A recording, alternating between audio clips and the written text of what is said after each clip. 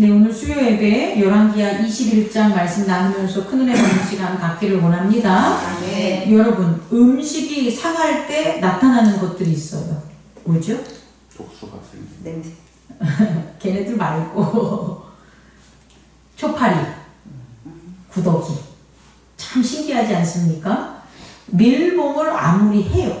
밀봉을 해요, 음식을. 그런데 그 음식이 상해. 그럼 거기서 야 정말 희한할 만큼 구더기랑 초파리가 생기는 거예요. 걔네들은 도대체 어디다 온 애들일까요? 모르겠어. 난 과학자가 아니라서.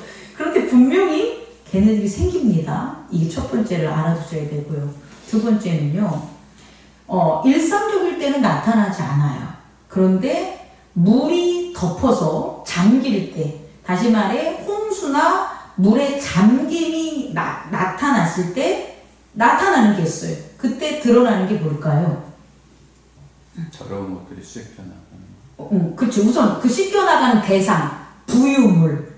우리가 흔히 목욕탕 가면 얘기하잖아요. 이놈의 건 밀어도 계속 나와. 만약에 목욕탕을 안 가면 때가 나오지 않죠. 그런데 목욕탕 가서 몸이 불리면 때가 나오는 거예요. 그걸 어제 씻었다고 오늘 안 나오는 게 아니에요.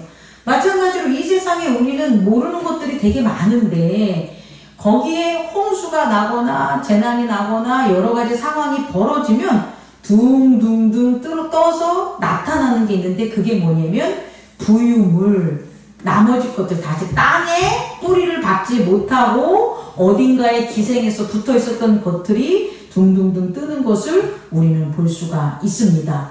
이런 것처럼 율법과 제단이 부패하면, 율법이 지켜지지 않고 제단이 부패하면 나타나는 것들이 있습니다. 오늘 열왕기 하에서는 그것을 나타내고 있어요. 다시 말해 아버지인 히스기야는 율법을 지켜서 하나님 보시기에 선하고 좋은 그런 통치 방법을 했는데 그의 아들 므낫셋은 하나님 보시기에 악한 행동을 했다는 것은 다윗의 율법과 모세의 율법을 따르지 않았다는 거군요. 다시 말해 율법이 어지러지고 또 하나는 제단이 하나님을 섬기는 선지자들의 말들을 받아서 하나님의 살아계심이 나타나는 제단이 돼야 되는데 그렇지 않았을 때 제단이 폐역했을 때 나타나는 두 가지가 있다는 거예요. 뭘 것 같습니까? 제단이 폐역했다는 건 아예 하나님의 응답함이 없는 거예요. 조금 있고 자주 있고 간헐적인 이 의미가 아니라 아무리 제단에 예배를 드려도 하나님이 대답하지 않는 걸 얘기하는 거예요. 이럴 때 드러나는 게 있어요. 그게 뭐냐? 따라해보세요. 첫 번째. 악인의 꾀. 악인의 꾀가 드러나요. 두 번째는요. 따라해보세요. 두 번째. 재앙. 다시 말해 율법이 폐해지고 그 다음에 제단이 폐해지면 그때서야 나타나고 드러나는 게 있는데 그게 뭐냐면 악인의 꾀와 그 다음에 재앙이라는 거예요. 그렇다면 악인의 꾀와 재앙은 그렇게 만약에 율법이 잘 지켜지지 않을 뿐 율법이 남아있을 때 나타나지 않아요. 이걸 우리는 명심해야 돼요. 교회나 어떤 믿음의 어떤 역사에 있어서 모두가 다 잘못하는 게 아니라 한두 명이 잘못하는 가운데는 악인의 꾀가 성행하지 않아요. 드러나지 않아요. 이 악이라는 것은 뭐냐면 원래 습관이, 원래 그 원칙이 악은 가다두는 거예요. 가다두는 거. 우리가 하나님께로 가야 되는 의지를 악이 가다두는 거예요. 그래서 그 의지는 있지만 의지를 갖다가 작용하지 못하게 만드는 게 뭐가 되는 거예요? 악이라는 거예요. 그래서 악은 원래 드러나지 않아요. 그래서 우리가 악한 사람이 눈에 확 드러나지 않는다는 건 당연한 거라고요. 어떤 사람들에게 숨어있고 그 사회에 숨어있고 교회에 숨어있는 악이 자기를 막 드러내지 않는 게 원래 걔 특성이에요. 악은 그런 거예요. 숨어서 하나님께로 가는 선한 의지들을 가다놔야 되기 때문에 자기 자기가 드러나지 않아요. 그런데 어떤 일이 벌어지면 율법이 패하고 제단이 패하면 드러날 수 있다는 거예요. 뭐가? 악인의 꾀가.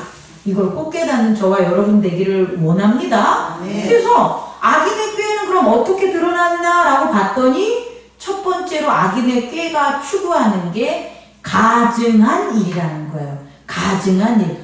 원래 가증함은 겉으로 드러난다, 안 드러난다? 안 드러난다. 그런데 악인의 꾀가 겉으로 드러남으로 가증한 일까지 겉으로 드러나는 거예요. 이 가증하다는 게 뭐예요? 잘못된, 어리석은, 원래 없는 것들, 거짓된 것들이 그것이 참인 양 드러난 걸 우리는 뭐라 그래요? 가증하다 그러잖아요. 다시 말해 거짓이 참됨을 이겨버리고 드러나는 게 뭐가 되는 거예요? 가증한 일들이다. 그 가증한 일들이 악인의 꾀가 수면 위로 드러나고 실제적으로 세상에서 펼쳐지는 일이 벌어진다는 거예요. 그럼 이 악인의 꾀가 말하는 가증한 일은 뭐냐라고 보면 이런 겁니다, 여러분. 무고한 피가 흘려지는 거예요. 무고한 피. 여러분 이해할 수 있겠습니까? 이 무고한 피는 대부분 우리가 언제 경험하냐면 나라를 잃었을 때 경험하게 돼요. 예를 들어서 나라가 있는데 그 나라가 온전한 율법 속에 통치가 되면 적어도 그 율법에 의해서 억울한 일들, 가증한 일들, 악인의 꾀들은 나타나지 않아요. 그런데 나라를 잃고 나라는 있지만 그 율법을 잃은 만큼의 외생의 문화와 전통과 환경과 종교에 종되어서 살아가면 이런 가증한 일들, 무고한 피 흘림이 나타나는 거예요. 어디에 있겠습니까? 우리는 성경에서 노아의 시대 때 우리는 이 가증한 일들이 볼 수가 있겠죠. 악한 것들이, 불안당들이 패를 이루고 가서 선한 자들을 잡아 끌어 죽이고 그 제단을 부수는 일들을 우리는 구약에서 확인할 수가 있겠죠. 또 어디서 확인할 수가 있겠습니까? 이스라엘인들이 애굽의 종살이 돼서 통치를 받았을 때에 무고한 이스라엘인들이 피 흘리는 것을 보고 우리는 알 수가 있겠죠. 또 우리 현재적인 역사에서 뭘 볼 수가 있습니까? 우리나라에서는 임진왜란이나 병자호란 당시 일본이나 그런 우리가 이렇게 얘기하면 참 우리 입장에서 오랑캐죠. 오랑캐들의 침입을 받았을 때 무고한 처녀들이나 가난한 백성들이 피를 흘림에 있어서도 그게 겉으로 드러나도 그걸 뭐라고 하지 못하는 환경들. 근세에 얼마 안 됐지만 100년도 안 지냈지만 일제시대 때 얼마나 많은 무고한 피들이 흘려졌겠습니까? 이런 것들이 뭐 때문에 나타나냐 봤더니 악인의 꾀 때문에 나타난 가증한 일이라는 것을 꼭 깨닫는 저와 여러분 되기를 원합니다. 그럼 만약에 우리가 동일한 지금의 시간적으로 살아가는데 어느 곳에서 그런 게 발생을 하고 있어요. 예를 들어서 내란이 일어나는 아이트라든지 혹은 군부 독재가 일어나는 곳이 있다면 그곳을 지금 뭐가 성행한다고 보면 되는 거예요? 악인의 꾀. 그럼 그 악인의 꾀가 그렇게 백주대낮에도 발생하는 것은 그곳은 하나님 보시기에 악한 율법이 행하고 있고 악한 법이 행하고 있고 하나님께로 향하는 제단이 열려있다 안 열려있다? 안 열려있다는 것을 깨닫는 저와 여러분 되기를 원합니다. 또 하나의 악인의 꾀는 뭘 나타내냐면 좀 아까 이거와 같지만 악의 행함이 나타나는 거예요. 원래 악은 가두어 놓기 때문에 그걸 가두어 놓아서 행함이 겉으로 드러나지 않는데 이런 일들이 벌어지면 악인의 꾀는 악인의 생각 아니겠습니까? 그 생각이 행동하는 일들이 벌어진다는 거예요. 다시 말해 악한 행동들이 막 일어나는데 어느 누구도 그걸 악한 행동이라고 대항하지 못하는 거예요. 여러분 이해할 수 있겠습니까? 어떤 악이 생각을 가지고 그 꾀가 행동을 하는데 적어도 뭐가 있다면 하나님 보시기에 선한 다윗의 도를 따르는 사람들이 있다면 그 사람이 당신 악한 거야 라는 것들을 나타내요 안 나타내요? 나타내서 그들의 행함이 좌절 안 된다는 거예요.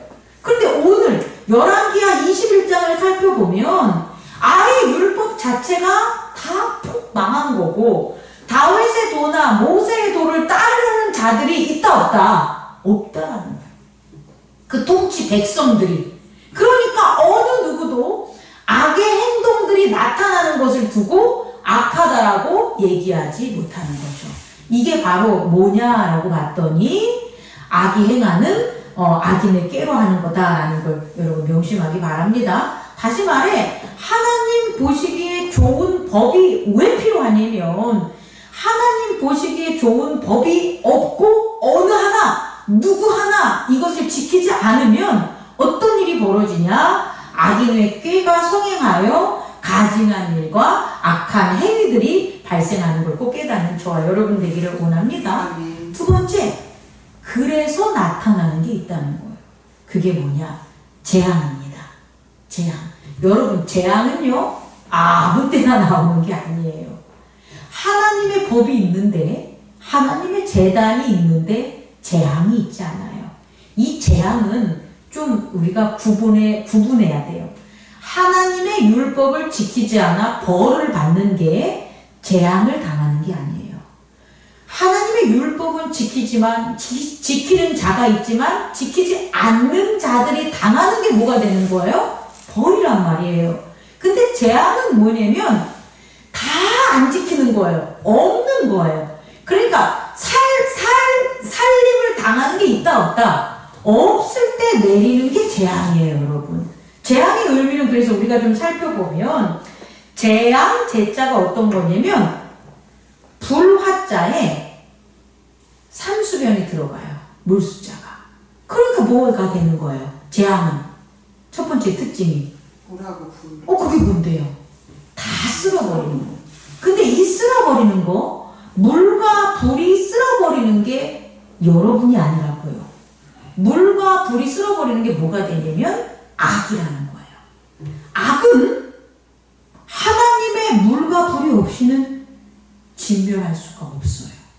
오직 하나님의 물로만 뭐가 되는 거예요? 악이 진멸되는 거예요. 그래서 노아의 홍수가 있었던 거고 번번이 하나님의 그런 어떤 제단과 율법이 모두 다 없어졌을 때에 그런 뭐가 될까요? 재앙이 벌어진 거예요. 또 불도 마찬가지예요. 불도 우리가 뭐 전쟁에서 뭐 벌져서 이 문제가 아니라 하늘에서 쏟아지는 거예요. 하늘에서 화산이 쏟아지던 행성이 떨어져가지고 불이 나던 지진이 일어나서 마그마가 터지던 간에 이 모든 것들은 누가 하시는 거예요?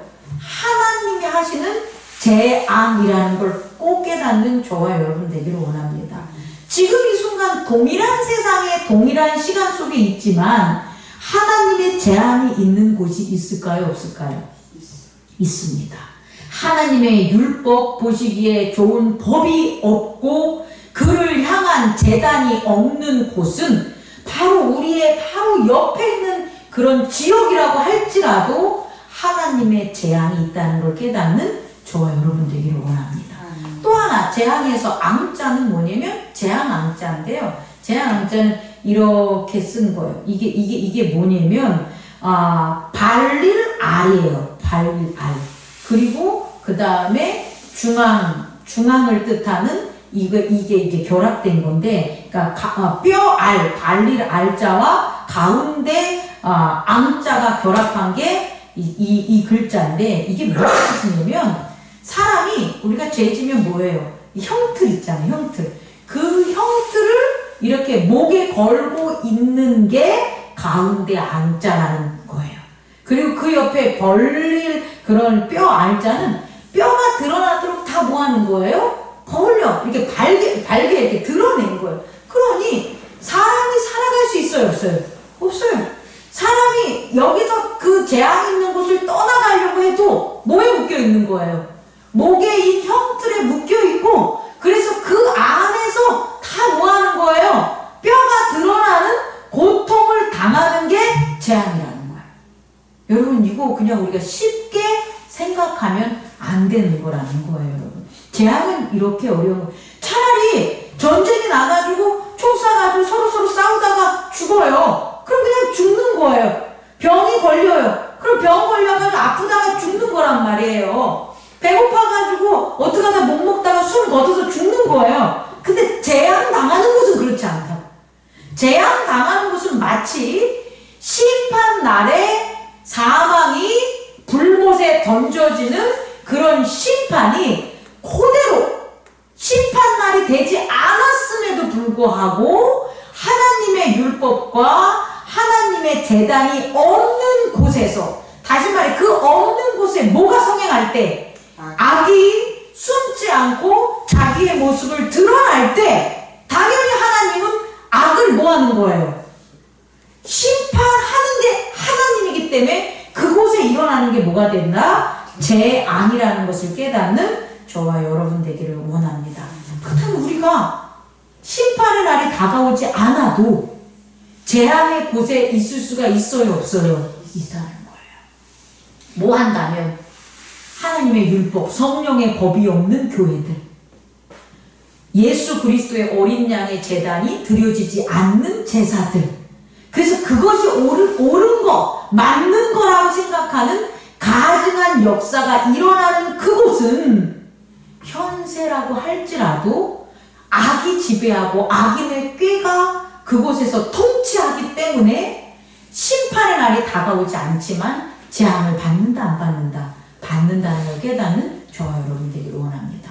그래서 그 재앙들은 어디에서 기록되어 있냐? 오늘 21장에서도 하나님께서 그의 그릇과 대접을 엎는다는 표현을 하셨던 것처럼 요한계시록에 보면 나와 있어요. 마지막 때 인자가 오기 그 전에 세상들이 그 화를 당하고 재앙을 당하는 것들이 기록이 되어 있는 것을 우리는 확인하기 바랍니다. 그러면 세 번째로, 두 번째가 그거였던 거예요. 세 번째로 이런 율법과 제단이 부패하는 원인은 뭐냐는 거예요. 이걸 우리가 찾아야죠. 아니, 아버지 때까지만 해도 히스기야가 엄청난 그런 하나님 섬김과 순종함으로 말미암아 유다의 그런 외세로부터 그런 지켰단 말이에요. 아수르아로부터 다 지켰단 말이에요. 그런데 아버지가 돌아간 이후에 아주 급변하게 그의 히스기야인 아들 므낫셋이 이렇게 유다를 완전히 율법을 떠나게 하고 제단을 망하게 만들어버린 거예요. 그 이유를 살펴본다면 따라해보세요. 두려움과 외로움. 외세적인 것 때문에, 밖에 있는 것 때문에 이런 일이 벌어진 게 아니라 누구? 므낫셋 안에 있는 두려움과 외로움 때문에 이런 일들이 벌어지는 거예요. 오늘 열왕기하 21장을 보면 므낫셋이 왕이 될 때 나이가 얼마나 그랬어요? 12세라고 했잖아요. 12세. 12살에 왕이 된 거예요. 그의 어머니가 헵시바더라 라고 했는데 헵시바가 아합의 아내 이사벨처럼 그 왕을 꼬시는 것들이 나와 있어요? 안 나와 있어요? 안 나와 있죠. 기록이 안 돼 있잖아요. 그렇다면 12살의 왕이 된 지금 누구예요? 이 므낫셋은 뭐에 대한 공포가 있겠어요?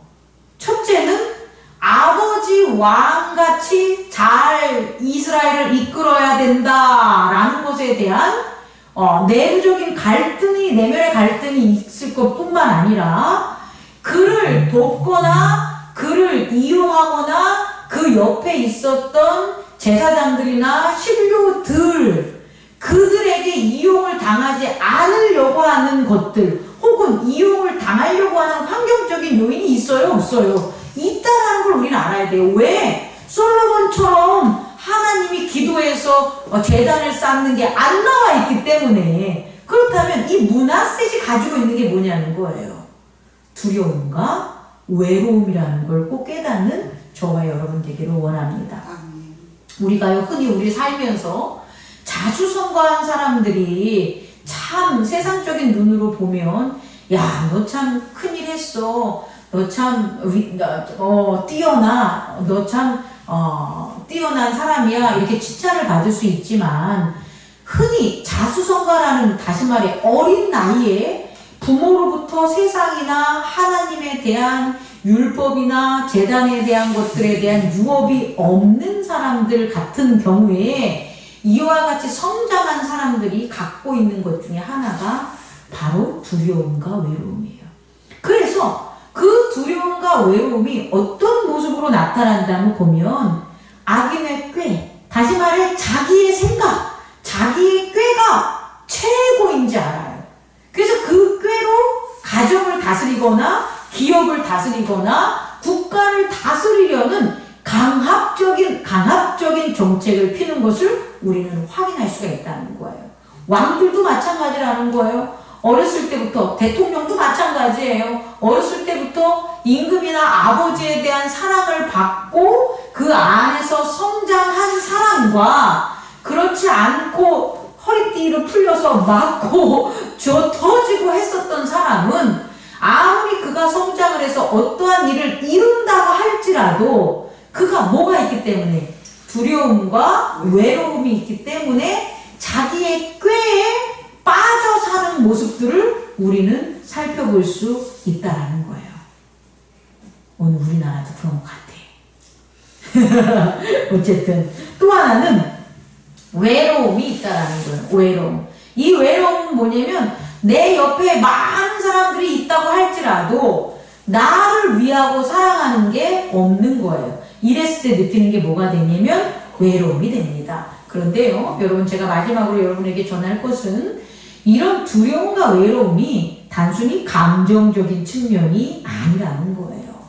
두려움은 어떤 거냐면 내가 내 내면의 세계에 영접한 대상이 나를 힘을 주고 행복하게 해주고 유쾌하고 긍정적으로 변화시켜야 되는데 오히려 내가 영접한 대상이 나를 지배할 때 발생하는 게 두려움이에요. 그러니까 므낫셋은 자기가 어렸었을 때, 약했을 때 그가 영접해서 자기 안에 높게 세운 그 대상들이 누군지 몰라, 기록이 안 돼 있으니까. 그러나 어떤 사람들의 될 수가 있겠고, 또 하나는 종교적인 게 될 수가 있겠고, 또 하나는 정치 철학적인 것들이 될 수가 있다라는 거예요. 그것들이 나를 지켜줘, 나를 행복하게 하고 나를 강하게 할 거야 라고 받아들인 것들이 오히려 므낫셋을 지배할 때 나타나는 게 뭐다? 두려움이라는 걸 깨닫는 저와 여러분 되기를 원합니다. 그래서 아무나 믿으면 안 되는 거예요. 약할수록 병들었을 때 아무나 믿고 그 믿음이 목사가 될지라도 아무리 믿으면 안 되는 거예요. 부모가 돼도 믿으면 안 되는 거예요. 잘못된 부모, 잘못된 목사, 잘못된 종교를 믿어가지고 나타나는 게 뭐가 되는 거예요? 결국 두려움 속에 이단적인 것들이라는 걸 깨닫는 저와 여러분 되기를 원합니다. 이 말은요, 우리가 힘들고 연약할 때 이와 같은 뭐가 있다라는 거예요. 유혹이 있다는 걸 꼭 깨닫기 바랍니다. 오히려 우리가 뭐 강하고 많고 여유 있으면 다 이것저것 살펴볼 수 있어요. 근데 그렇지 않을 때 잘못된 사람들의 말, 생각들, 그들의 도움들, 그런 것들이 오히려 나를 지배하게 돼서 두려움으로 말미암아 악을 쫓게 할 수 있다는 걸 꼭 깨닫기 바랍니다. 두 번째, 외로움은 뭐냐면요, 외로움은 이럴 때 생기는 거예요. 내가 약할 때 생기는 게 아니에요. 외로움은 언제 생기냐면 강할 때 생깁니다. 강해. 근데 그게 물리적으로 강할 수도 있지만 자기의 의지가 강할 때도 있어요. 요는 내 의지나 내 삶의 내 육체나 환경이 내가 남보다 강해, 좀 낫다고 생각했을 때 발생하는 게 뭐가 되냐면 외로움이 되는 거예요. 그건 뭐냐면 내가 해야 될 내 내면에서 사랑을 하고 섬기고 함께해야 될 그 시간에 무엇을 하냐면 나를 드러내는 일들을 하는 거예요. 그게 집을 크게 한다든지 혹은 건강을 채우려고 한다든지 혹은 지식을 막 쌓으려고 한다든지 이런 몸에 있는 육체적인 환경에 있는 그것을 아주 뭐 하는 거예요? 높게, 강하게, 견고하게 하는 데만 시간을 쏟아서 내면에 있어서 있어서의 에고는 뭐 한 거예요? 외로운 거예요. 왜? 자기를 봐주지 않고 뭘 봐주니까?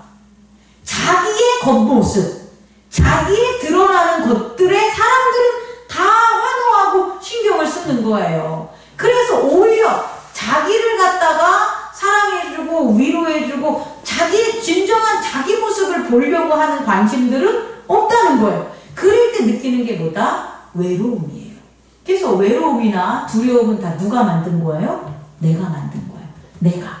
두려움은 내가 잘못된 것들을 영접했을 때 만드는 거고요. 외로움은 내가 나를 외형적인 세속적인 것에 드러나는 것에 치우치고 살아가는 것에 전념한 결과가 뭐가 되는 거예요? 외로움이라는 것을 깨닫는 저와 여러분 되기를 원합니다.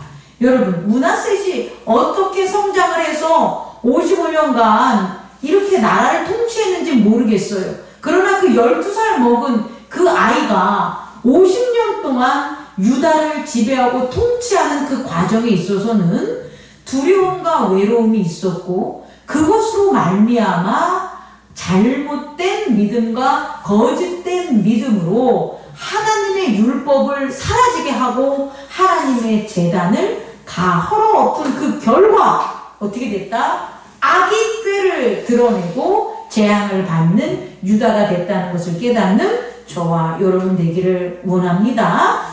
다시 말해 두려움과 외로움의 원인이 악인의 꾀가 된다는 것, 이걸 꼭 깨닫기 바래요. 재앙이 있어서 두렵고 외로운 게 아니라 두렵고 외로움 때문에 재앙이 일어나는 악인의 꾀가 성행한다는 것을 우리가 깨닫는 저와 여러분 되기를 원합니다. 여러분, 예수 그리스도 안에서 올바른 영접함과 또 그가 원하시는 몸의 사용하심으로 말미암아 외로움 없이 사랑받고 행복하게 신앙생활하는 저와 여러분 되기를 원합니다. 아멘. 기도하겠습니다.